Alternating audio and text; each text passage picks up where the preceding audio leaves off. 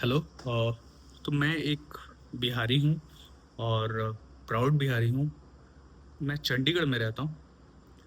अभी जो बिहार में करंट सिचुएशन है, जो पॉलिटिक्स को लेके उसको लेके मैं सोच रहा था यार, कि बिहार के लोगों को क्यों नहीं समझ में आता।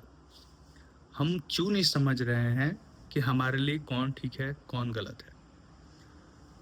प्रशांत किशोर जी, मैं जिसकी बात करूँ, प्रशांत किशोर जी आए, 3 साल उन्होंने काफी मेहनत करा और फिर भी हमने उन्हें नहीं जिताया।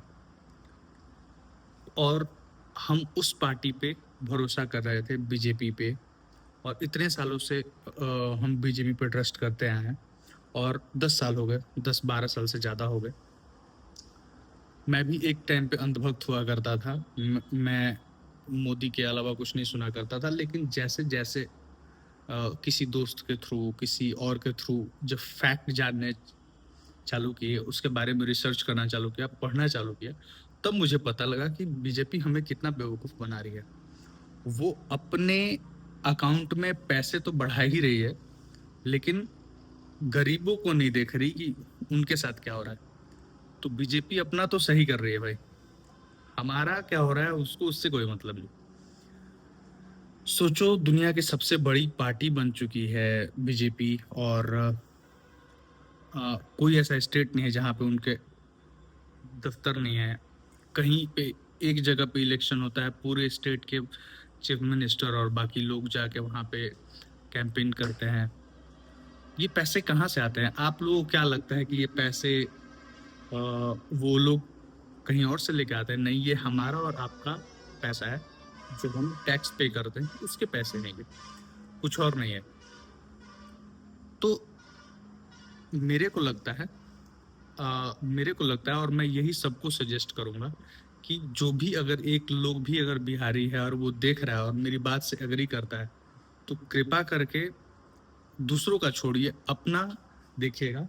अगर आपने किसी को वोट दे रखा है, मान लो नेक्स्ट इलेक्शन ही जो आता है, नेक्स्ट इलेक्शन में आप क्या करो, जो इतने सालों से पार्टियां जीतते आई हैं, उसने हमें ऐसा कुछ तो कर नहीं दिया।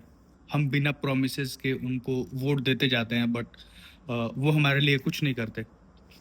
तो नेक्स्ट इलेक्शन में ट्राई करो कि आप दूसरी पार्टी को वोट दो, जिस पे आपको ट्रस्ट हो, जो अच्छी बातें करता हो, जो विकास की बातें कर रहा हो, उसको वोट दो। मैं खुलेआम कह रहा हूँ, आप प्रशांत किशोर जी को सपोर्ट करो यार अभी। आप, मैं ये नहीं कह रहा कि उनको आप जिताते रहना, मेरा उनसे कोई अभी लेना देना नहीं है। लेकिन मैं ये कह रहा हूँ, आप 5 साल उनको मौका दो, वो अच्छा काम करे, उनको हटाओ। 5 साल के बदले 10 साल भी मौका दो उनको, क्योंकि वो नई पार्टी है, वो अपनी खुद को भी बिल्ड करेंगे और अच्छी चीजें लेके आएंगे। तो उनको 10 साल के बाद मौका मत दो। मैं मैं कह रहा हूँ भाई, 10 साल के बाद किसी भी पार्टी को मौका नहीं मिलना चाहिए, चेंज करना चाहिए आप। और सारे जनता को मिलकर चेंज करना चाहिए, वरना ऐसे ही भुगतते रहोगे। और आप सारे लोगों को, हम सारे लोगों को बहुत सारी चीजें पता नहीं है, जो कि विपक्ष विरोध भी करता है, फिर भी हम सारे लोगों का आंख नहीं खुल रहा। हम दूसरे को ही पप्पू बोलने लगते हैं, हम दूसरे को ही खराब बोलने लगते हैं कि नहीं, वो पीएम बनने का डिजर्व नहीं करता है, नहीं करता। पीएम मोदी अच्छा भाषण करते हैं, इसका मतलब ये नहीं कि वो अच्छे नेता हैं। उन्होंने बहुत सारी चीजें खराब करी हैं, और अ, बजाय हमारे देश को आगे बढ़ने के, उन्होंने पीछे ढकेल दिया है, बहुत सारी पीछे। आप एजुकेशन सिस्टम से लेके किसी भी चीज की हालत देख लो, एजुकेशन सिस्टम देख लो। अ, आए दिन कहीं कहीं कुछ आग लग रहे हैं, कहीं कुछ हो रहा है। महिलाओं को ये लोग चले थे, महिला संशोधन बिल पास करने चले थे। आप मणिपुर में जो हो रहा है वो नहीं देख रहे हो, आप वोट काट रहे हो 60-60 हजार इलेक्शन कमीशन के साथ मिल करके।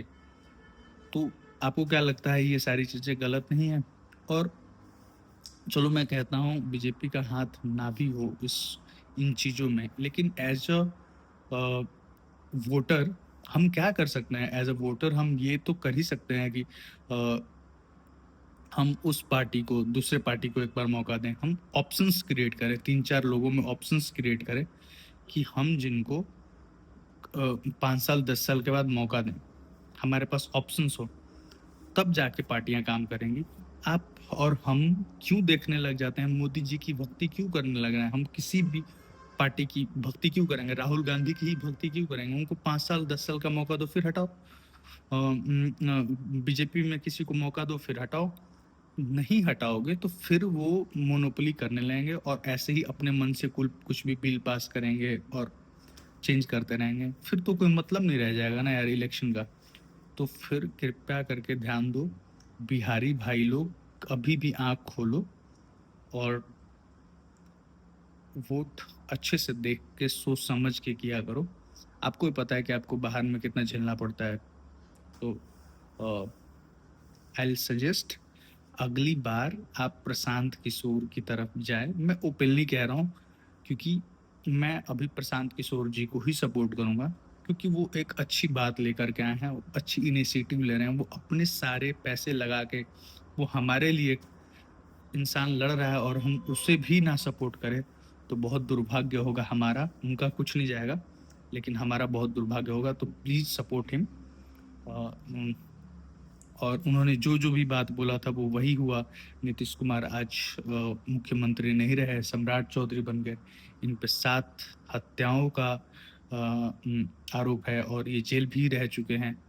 तो हमको अब समझने की जरूरत है कि हमारा चीफ मिनिस्टर कैसा हो, हमारे सांसद में जो लोग सिलेक्ट होके आ रहे हैं वो कैसे हों, वो हमारा रिस्पॉन्सिबिलिटी है। और अगर हम नहीं इस चीज़ पे ध्यान देंगे तो फिर कोई नहीं ध्यान देगा।